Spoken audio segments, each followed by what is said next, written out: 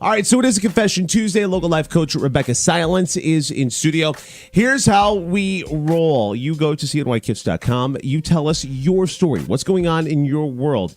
And Rebecca will take it, smack it up, flip it, rub it down, and give you... That's one way to put it. Oh, no! Honestly...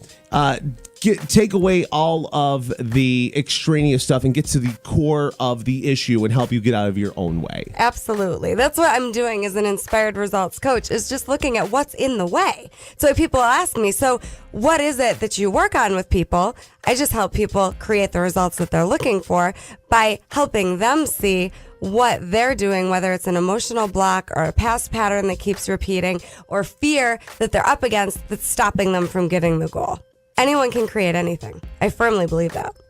And it doesn't matter what the subject is, right? Whether it's family, whether it's relationship, whether it's work, whether it's boy-girl interaction, it doesn't matter. Are you ready? I'm ready. All right, here you go. The other day, I was texting with my best friend, and I put my phone down for 15 minutes because I had some chores to do. I came back to 3 text messages from her. First, she made a random comment. Then she asked why I wasn't responding. And finally, then she asked if I was mad at her. I couldn't believe it. If this is how she is when she texts guys, I can understand why she's single. Sending 3 texts in a row is way too needy. Are there rules for texting, especially with guys? This is a great email. You know, I don't know if there are rules for texting. What I know is people have rules for themselves that if you don't teach other people, you're probably going to be disappointed, right? So if I have needs or expectations, or when I'm texting someone, I'm wanting a certain amount of time to go by before I get the text, I better communicate that. Okay. If I didn't communicate that, it's just drama. And then you got to ask yourself, with these needs that you may think you have, is it reasonable, right? Is it reasonable to get bent out of shape, or as my husband would say, all jammed up, if someone didn't text you back in 15 minutes?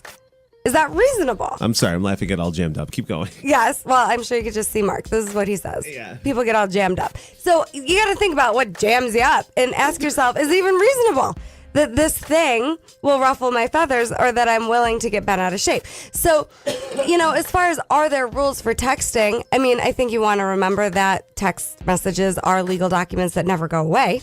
So you might want to think about the fact that they can haunt you. Ooh.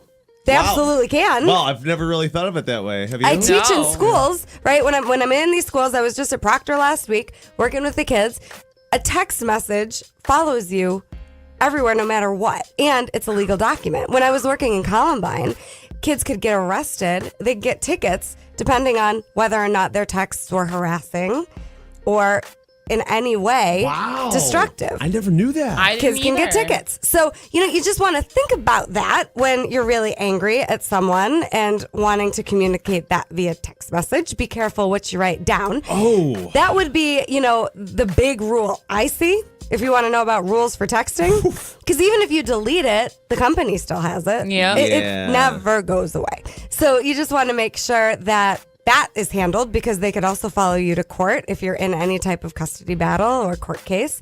Just be careful about the text messages. Yes. Wow. And if it's a delicate scenario, I always encourage people to pick up the phone.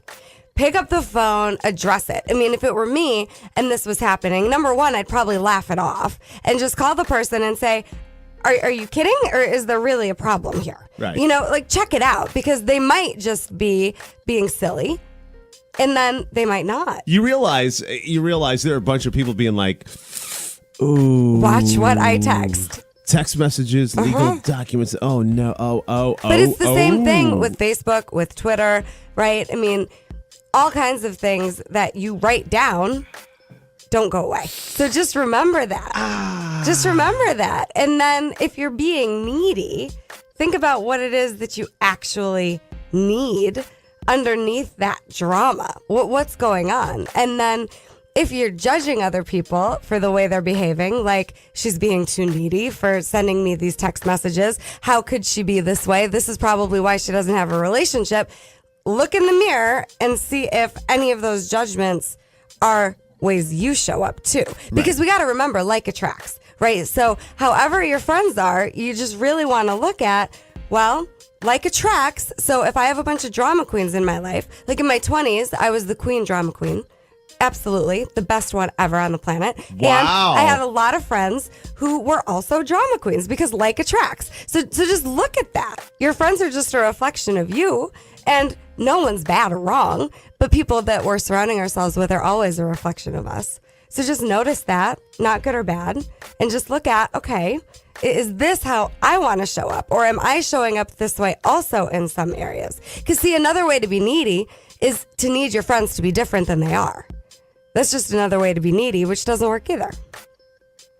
Wow. You've absolutely blown my mind in 12 bajillion different ways on this. Go to cnykiss.com. Tell us your story. What's going on in your world? It is Confession Tuesday. Local life coach Rebecca Silence is in studio. More on a Confession Tuesday coming up here on Kiss FM.